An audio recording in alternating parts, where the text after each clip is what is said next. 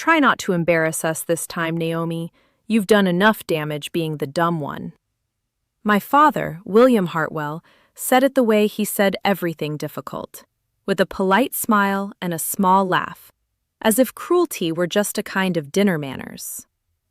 The Limoges crab cakes on his plate had not been touched. The chandelier above the dining table reflected in the rim of his wineglass and threw a small white star across his chin. Across the room, my mother Margaret pressed her napkin to her lips so she would not have to look at me. My brother Preston, freshly 40 and already wearing the silver pin Hartwell Savings and Trust gave its incoming CEOs, kept his eyes on his phone.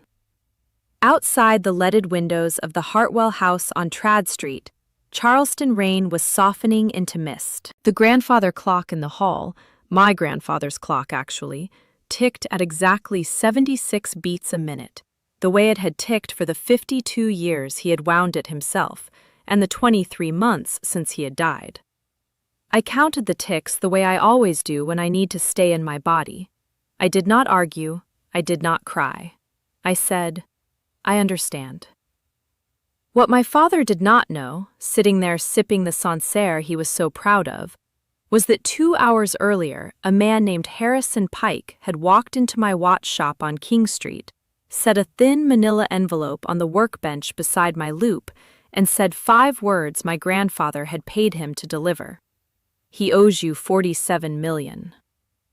By the following Friday, at the Charleston Place Hotel, in front of 400 investors, 2 state senators, and every Hartwell who had ever called me slow, my father's spine would buckle in real time, and the family name he had spent his life protecting would belong to me. My name is Naomi Hartwell. I am 32 years old. I am a watchmaker, which means I spend most of my days bent over a green leather pad on King Street, repairing antique pocket watches, vintage Hamiltons, the kind of mechanical movements most people my age have never even seen. I have ADHD. I was diagnosed at 9, formally, though the school had been calling me the slow one since kindergarten. My mind does not move in the orderly straight line that bankers and law students travel. It moves like a swarm.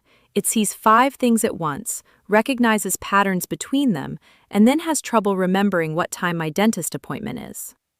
Most of my childhood, that was treated as a character flaw. Most of my adult life, I have treated it as my livelihood. The watches I repair are sometimes 100 years old, with 200 moving parts, and they tell me their problems before I open them.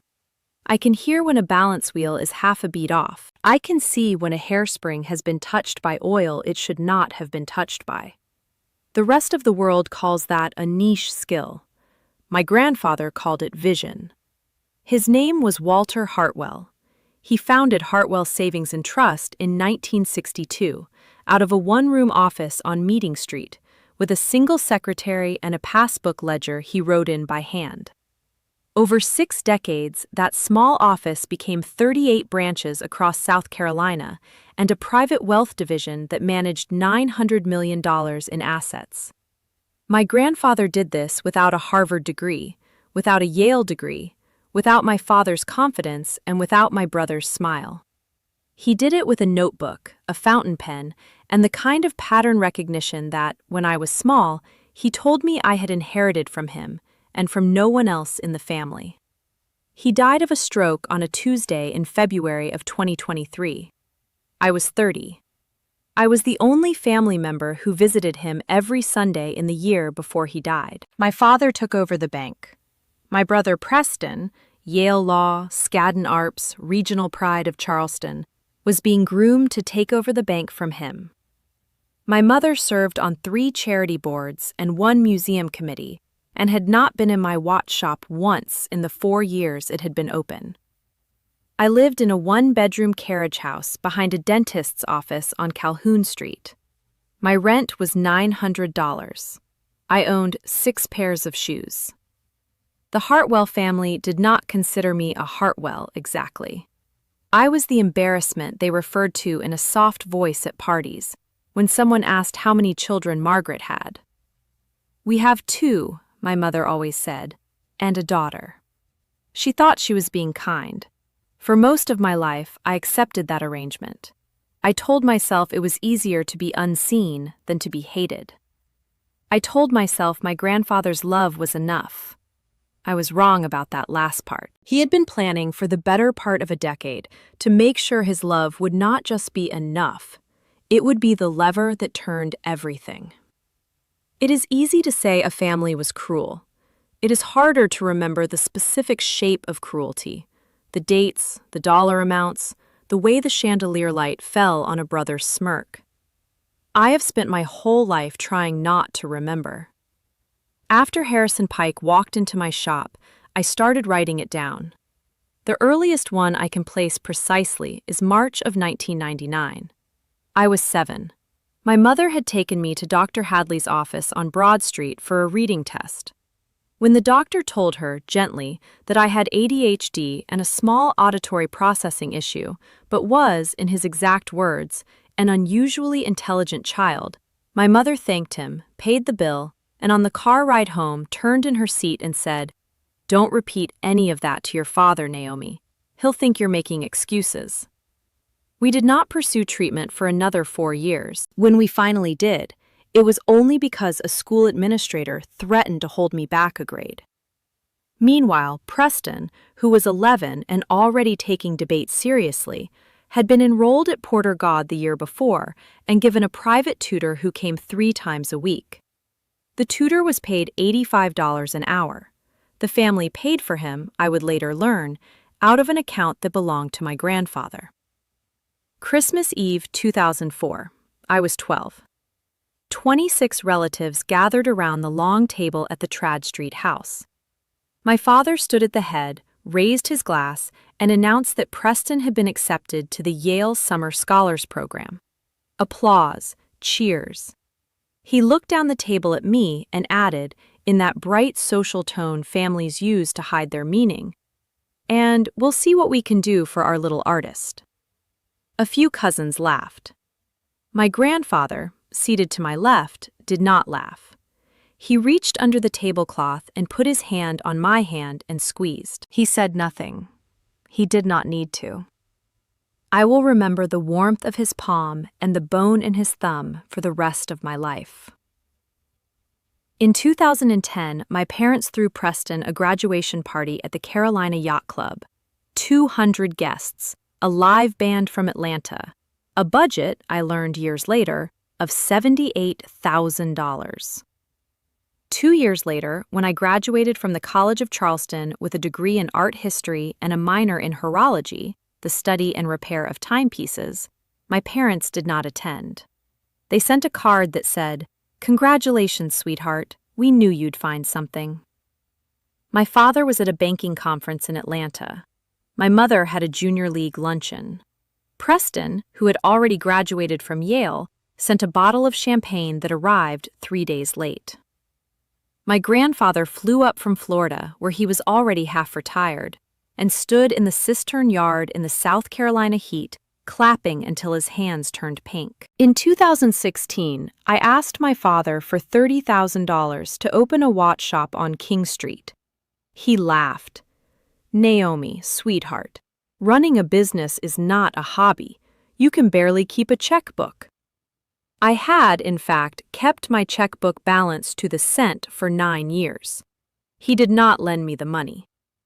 Preston, that same month, asked for $240,000 to renovate his new house in Mount Pleasant.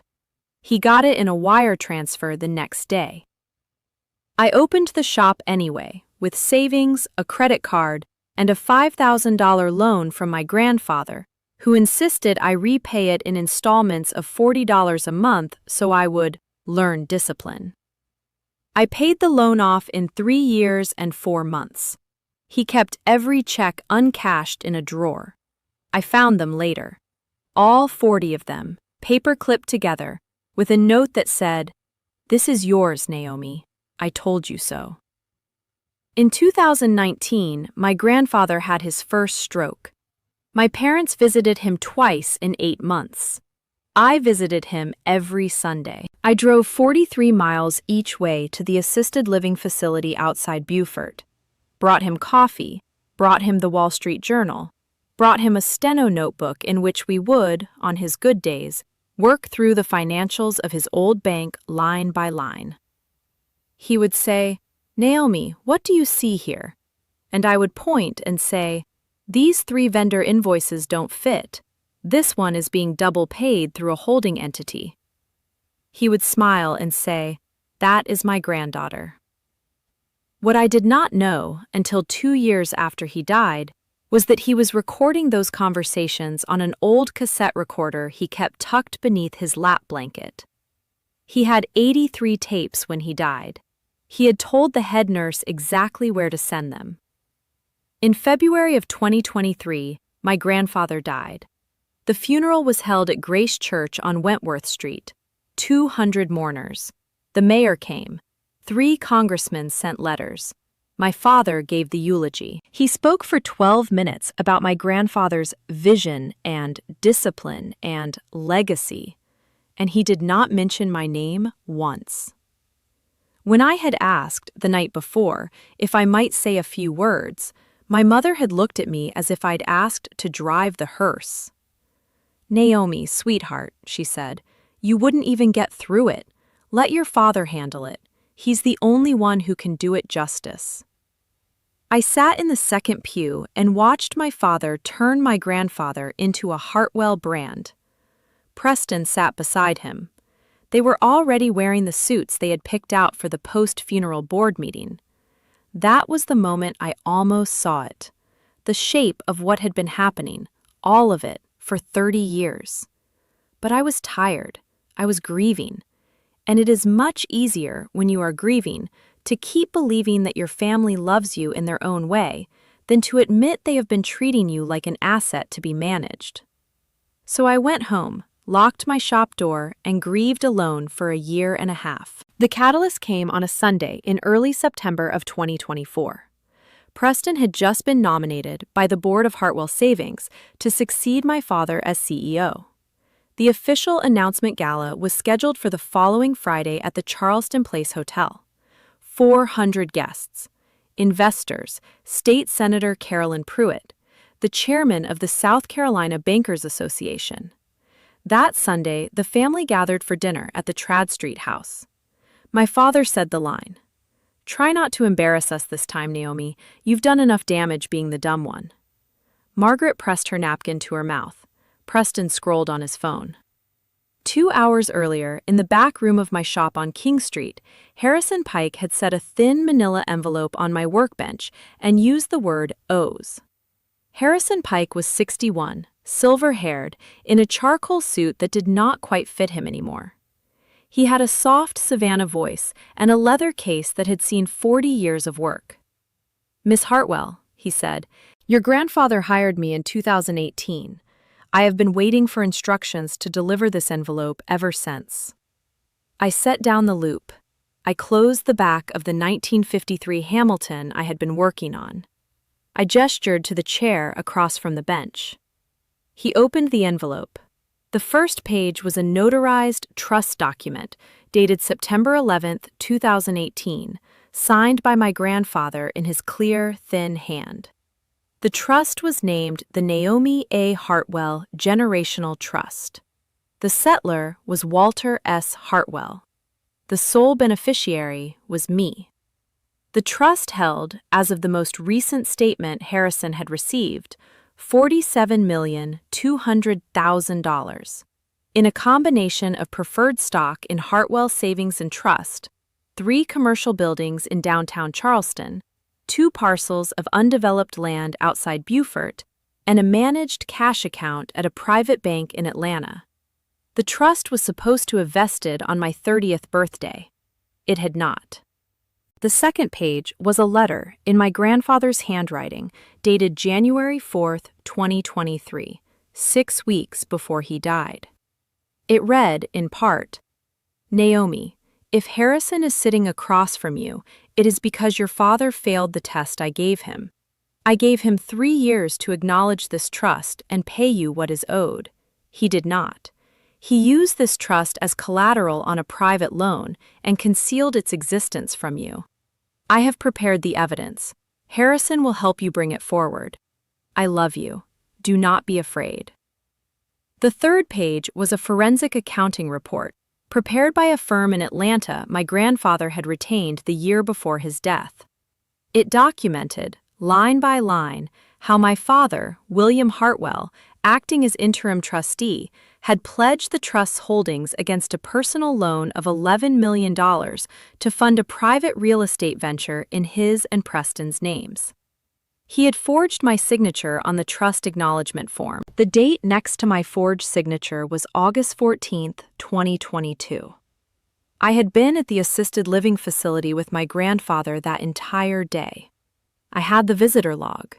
I had a Polaroid of the two of us with the date written on the back in his own hand. The room did not tilt. The light did not flicker. I have read enough about this moment, in enough novels and enough late-night testimonies, to know that it is supposed to feel like the ground gives way. It did not.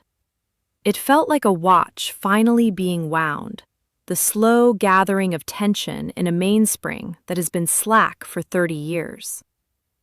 I asked Harrison Pike one question. Is the evidence court ready? He nodded. It is, Miss Hartwell. And there is more. Your grandfather left 83 audio recordings of his conversations with your father, dating from 2019 to 2022. We have indexed 41 of them. 16 contain admissions of trust manipulation. 4 contain direct admissions of the forgery. I have them in my office in Savannah. I stood up. I walked to the small mirror on the wall behind the bench, the one I used to inspect dial scratches under angled light. I looked at myself. My hands were not shaking. My breath was steady. There was one tear on my left cheek, which I wiped away with the back of my thumb. I turned back to Harrison Pike and said the only sentence I would say all day that mattered. Then we have until Friday. Let me pause and ask you something, because this is the part of the story where strategy begins, and strategy is the part that matters most. Have you ever sat at a dinner table with people who underestimated you and decided, quietly, not to correct them? If you have, if you know that particular silence, drop a comment below and tell me where you're watching from and what time it is for you. I read every single one. Now let me tell you what we did in those 5 days. The first call we made was not to the police. It was to Frances Aldridge, my grandfather's longtime estate attorney, the woman who had drafted the original trust in 2018. Frances was 73 years old, lived in a stone house in Mount Pleasant, and had retired from her firm but kept her license active for what she called loose ends. Harrison drove me to her house at 6 the next morning. Frances opened the door in a blue cardigan, looked at me for one long second, and said, "I have been waiting for you, sweetheart. Sit down. Tell me everything." Frances confirmed the trust was real. She confirmed it had vested on my 30th birthday and that my father had filed false trustee reports for 2 consecutive years to the South Carolina Department of Banking and to the Internal Revenue Service. She made coffee while she spoke. She used the same easy tone my grandfather had used. By 8 that morning, we had a strategy. The strategy had 3 legs. The first leg was civil. Frances filed that Monday afternoon a sealed motion in the Charleston County Court of Common Pleas to remove my father as trustee and to freeze the assets pending an emergency hearing. The motion was sealed because we did not want my father tipped off. The judge, a woman named Helen Ortiz, who, by a kind of small mercy I had not earned, had been one of my grandfather's closest friends, signed the order Monday evening in her chambers after hours. The second leg was criminal. Harrison contacted, the same afternoon, a man named Marcus Ellison at the Financial Crimes Enforcement Network field office in Atlanta. Marcus had, it turned out, opened a quiet preliminary file on Hartwell Savings and Trust 18 months earlier. based, as he later told me, on a tip from an elderly gentleman who would not give his name but had perfect documentation. My grandfather, in the last year of his life, had been mailing copies of my father's financial misconduct to FinCEN under a pseudonym. Marcus had been waiting, as he put it, for a daughter or a granddaughter to walk in the door and own the file. On Tuesday at 2 p.m., I walked in the door and owned the file. The third leg was personal. I had to keep going to family dinner. I had to keep being Naomi the embarrassment. I had to keep being the dumb one. On Tuesday night, I went to my mother's house for what she called a small girls' supper, meaning herself, me, and Preston's wife, Vanessa, who was wearing diamond earrings that, I now knew, had been purchased with a wire from the loan secured against my trust. Vanessa told me her decorator had finally finished the dining room. My mother told me she had bought me a dress to wear to Friday's gala, because, in her words, we can't have you showing up in one of your watchmaker outfits. I thanked her. I tried on the dress. It was navy. It was modest. It buttoned at the wrist. I looked, in the mirror, like exactly the kind of woman who could not possibly be holding what I was holding. I smiled at my mother and said, "It's perfect." She kissed me on the forehead and said, "There, was that so hard?" On Wednesday, I went to my father's office at the bank for what he called a quick check-in. He had not invited me to his office in 4 years. He had invited me, I now understood, because he was nervous. He wanted to see if I knew. He sat me down. He poured me a glass of water. He asked me, in the soft, warm tone he used to use when I was 8 and crying, whether I was feeling all right and whether I had spoken with any odd people recently. I said no. I said I had been busy with the shop. I asked him about the gala. I asked him whether Preston was nervous. I played dumb so thoroughly that, by the end of the conversation, my father reached across the desk, patted my hand, and said, "Naomi, sweetheart, I'm sorry if I was harsh on Sunday. You're a good girl. You really are." I let him say it. I let him believe I believed him. I walked out of his office and sat in my car in the parking deck and counted ticks until my hands stopped wanting to shake. On Thursday morning, Francis Aldridge served the temporary restraining order on my father's personal attorney by hand in a sealed envelope with instructions that it not be opened until 9 a.m. Friday. We had timed the order to land exactly 2 hours before the gala began. The bank's attorney was, by law, required to inform my father immediately. My father, we calculated, would have between 9 a.m. and the start of the gala at 6:30 p.m. to decide what to do. We knew exactly what he would do. He would attend the gala, he would smile, he would put Preston in front of the cameras, he would pretend the order did not exist. He would believe, because he had believed it for 30 years, that he could perform his way through any inconvenience, and that I, the dumb one, would not have the courage to walk into a public room and contradict him. If you want to see what happens when a man like that is finally wrong about that, make sure you've hit subscribe right now, because what happens next changes everything. On Thursday afternoon, Marcus Ellison flew into Charleston with 2 FinCEN field agents and a sealed federal warrant for the search and seizure of my father's office computers, scheduled for execution at 6:45 p.m. Friday, precisely 15 minutes after the gala's keynote address was scheduled to begin. Thursday afternoon was also when Harrison drove down from Savannah with a small black hard drive in a padded envelope. The recordings. 83 of them. He left the drive on my workbench and said, "You don't have to listen, Naomi. The transcripts are what we'll use in court."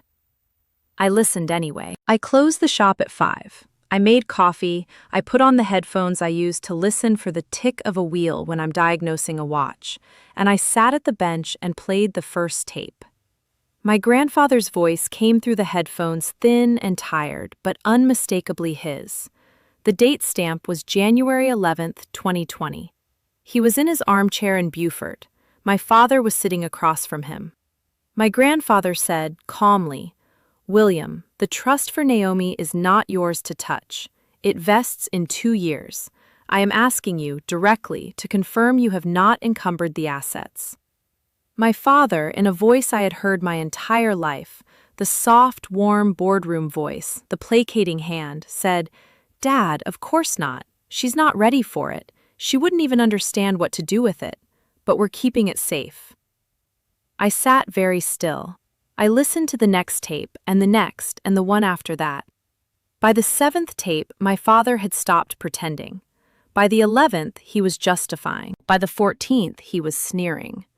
"She's a watchmaker, Dad. She lives in a carriage house. $47 million would destroy her. We are protecting her from herself." I took the headphones off at 2 in the morning. The shop was very quiet. The clock on the wall, the small French regulator I had restored myself 2 summers earlier, ticked in the dark. I sat there for a long time. I did not cry. I had cried enough for one lifetime on that particular subject. When I finally went home, I slept on the couch with my grandfather's Omega in my hand. Earlier that same Thursday, that morning before Harrison drove down from Savannah with the drive, I had sat at my workbench on King Street and finished restoring the 1953 Hamilton I had been working on the afternoon Harrison Pike first walked into my shop. I wound the mainspring. I listened to the balance wheel beat. It was, finally, exactly 5 beats per second, the way it was meant to be. I set the watch on its velvet pillow in the window, where the morning light could find it. On Friday morning, I woke up at 6. I made coffee. I put on the navy dress my mother had bought me.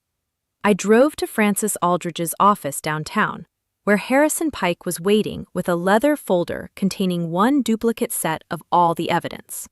The trust document, the forged signature, the FinCEN report, the transcripts from 16 of my grandfather's recordings, a thick stack of bank statements showing the $11 million transfer. I signed 3 pages of authorization. Harrison locked the folder and handed it to me. I drove to the Charleston Place Hotel. I parked in the back lot. I sat in my car for 10 minutes. I counted the ticks of the watch on my wrist. My grandfather's 1968 Omega, which he had given me on my 12th birthday, 3 weeks after the Christmas Eve when he had reached under the tablecloth and squeezed my hand, and which I had been wearing every day since. At 6:15, I walked into the lobby. My mother was already there, on my father's arm, wearing pearls and a pale blue suit. Preston was at the bar, accepting handshakes. The chandelier in the ballroom had been lit. A string quartet was playing Bach. A photographer was taking portraits. Senator Pruitt was already there. The chairman of the Bankers Association was already there. My father saw me from across the room. He smiled. He waved. He had no idea. I smiled back. I waved. The gala began at 6:30. I sat at table 4, with 2 cousins who barely spoke to me, and a regional vice president of the bank who kept glancing at his phone. My father sat at the head table, between Preston and Senator Pruitt.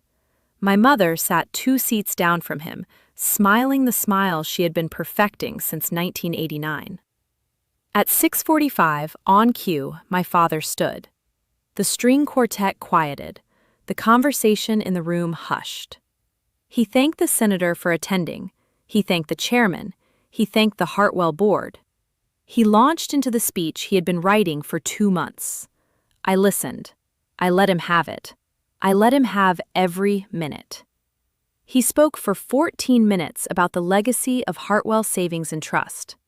He spoke about my grandfather as if my grandfather had personally trained him for 60 years. He spoke about Preston, Yale, Skadden, the steady hand the next generation needs. He spoke about family. He used the word family 11 times. I counted. At 7 o'clock, he raised his glass. "And so it is with profound personal pride," he said, "that I introduce to you the next CEO of Hartwell Savings and Trust, my son, Preston Hartwell. Applause, cheers. Preston rose. He walked to the podium. He shook my father's hand. He turned toward the room and lifted his hand to begin. I stood up. The room did not notice immediately. I am a small woman, and I had stood up quietly, and the navy dress my mother had chosen did exactly what she had hoped it would do. It made me look like the kind of woman who could not interrupt a coronation. I walked, calmly, between tables 3 and 2 toward the front of the ballroom. I held the leather folder in my left hand. My grandfather's omega ticked softly at my right wrist. Preston saw me first. He frowned. He glanced at my father. My father saw me second. The color drained from his face in a way that, I am ashamed to admit, gave me a small, specific pleasure. He had received the temporary restraining order 10 hours earlier. He had spent the day pretending he had not. He had hoped, I could see it on his face in that exact second, that the dumb one would not have the courage to walk to the front of the room. I reached the front of the ballroom. I turned to face the 400 guests. Senator Pruitt looked at me with polite curiosity. The chairman of the Bankers Association set down his fork. I said, "Good evening. My name is Naomi Hartwell. I am Walter Hartwell's granddaughter. Before my brother is sworn in as CEO of this bank, there is something the board, the regulators, and the investors in this room need to see." A small ripple moved through the room. My mother half rose from her seat. My father lifted his hand toward me, the small, placating hand, the soft, warm tone, and said, "Naomi, sweetheart, not now." I did not look at him. I opened the folder. I took out the first document. I held it up. This is the Naomi A. Hartwell Generational Trust, established by Walter Hartwell on September 11, 2018. It is worth $47,200,000. The sole beneficiary is me. The trust vested on my 30th birthday in 2022. My father, William Hartwell, has served as unauthorized trustee since my grandfather's death and has pledged the trust's assets, without my knowledge, as collateral on an $11 million private loan that funded his and Preston's real estate ventures. The room went very still. The string quartet had stopped between movements. The silence was clean. My father stood up. His voice cracked. "Naomi, this is a misunderstanding. This is not the place." I took out the second document. I held it up. This is the trustee acknowledgement form. My signature, dated August 14, 2022, is forged. I was at the Beaufort Assisted Living Facility with my grandfather all day on August 14, 2022. The visitor log is in this folder. The Polaroid is here. I held up the Polaroid. The room saw a 30-year-old woman and her dying grandfather, both smiling, the date written on the white border in his own hand. My mother sat back down. She did not look at me. She looked at the chandelier. I took out the third document. This is a forensic accounting report prepared by Bishop and Marsh of Atlanta. It documents the precise flow of funds from my trust into a private real estate vehicle in my father's and brother's names. I looked at Preston for the first time in the entire evening. The Mount Pleasant renovation, Preston. The Sullivan's Island house. The boat. The Nessa's earrings. Preston opened his mouth. He closed it. My father tried, one more time, the only move he had left. He turned to Senator Pruitt and the chairman and said, with the boardroom warmth he had used on me Wednesday, "I'm so sorry, friends. My daughter she has struggled, as some of you may know, with..." I held up my hand. I did not raise my voice. I said, "Father, the dumb one would like to finish." 400 people heard it. I heard it land. I took out the final envelope. This is a federal warrant for the search of William Hartwell's office, executed approximately 15 minutes ago by agents of the Financial Crimes Enforcement Network. The trust has been formally restored to my sole control by order of Judge Helen Ortiz of the Charleston County Court of Common Pleas, signed Monday evening. Senator Pruitt, Mr. Chairman, members of the board, the man you came tonight to honor has been operating Hartwell Savings and Trust on the basis of stolen assets for 2 years. The double doors at the back of the ballroom opened. Marcus Ellison and 2 FinCEN agents walked in. They were not loud. They did not need to be. My father sat down in his chair as if he had been deflated. He did not bluster. He did not negotiate. He simply lowered his head and put his hand flat on the white tablecloth. And that was the moment, more than any other, that I knew it was finished. He had been performing my whole life. The performance had finally cost more than he had. Preston stepped away from the podium without looking at anyone. The chairman of the Bankers Association rose, walked to the microphone, and said, in the steady voice of a man who had been at a great many banquets and never one like this, "The board will need to recess. The CEO appointment is suspended. Senator, ladies and gentlemen, I apologize." I turned to my mother. She was crying, not for me, I knew. She was crying for the pearls and the suit and the friends and the museum committees. She would survive. They always do. I walked back through the tables. The room had not moved. 400 people watched me walk. No one applauded. No one needed to. I have heard in the years since from 23 different guests who told me the same thing. Naomi, the silence in that room was the loudest noise of my life. I walked out into the Charleston night. The air was warm. The moon was over the harbor. I sat on the marble step outside the hotel for a long time, my grandfather's Omega ticking softly at my wrist. And I did not cry until I got home and closed my door behind me. I cried for exactly 4 minutes. Then I made myself a sandwich. 18 months later, this is what is true. My father pleaded guilty in federal court in May of 2025 to 3 counts of wire fraud, 2 counts of trust manipulation, and 1 count of forging a federal document. He was sentenced to 78 months in a low-security facility in Estill, South Carolina, plus restitution of $14 million and a permanent bar from any role in financial services. He has written me 4 letters from prison. I have not opened them. I keep them in a drawer beside my grandfather's uncashed checks. My mother filed for divorce 3 weeks after the gala. She lives in a smaller house now, in West Ashley, with a small garden and a smaller social circle. She came to my shop in March of this year. She stood at the door for a long time before she came in. She did not apologize. She said only, "I should have done better." I said, "Yes, you should have." I let her sit at the workbench for an hour. I made her tea. We did not talk much. Before she left, she touched the grandfather clock I had taken from the Trad Street house, the 76-beat clock, and she cried, finally, in a way I had never seen her cry before. I do not know if I will ever forgive her. I know I am no longer angry at her. There is a difference, and I have come to think the difference is what people mean when they use the word peace. My brother Preston was disbarred in February. He moved to Atlanta.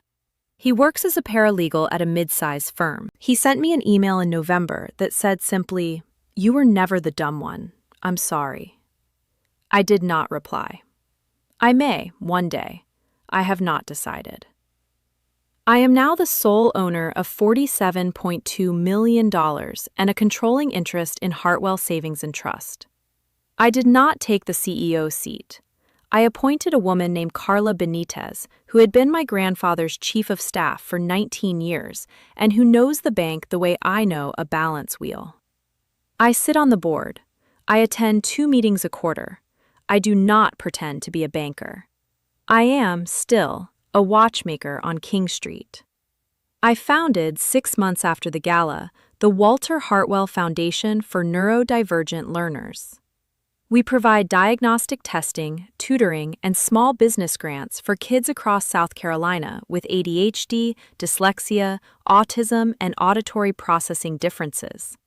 The kids who, in another generation, would have been called the dumb ones at the family dinner table. We have funded 148 children so far. Our first grantee, a 14-year-old girl named Iris from Goose Creek, sent me a card last month with a drawing of a clock on the front. Inside it said, "Thank you for seeing me."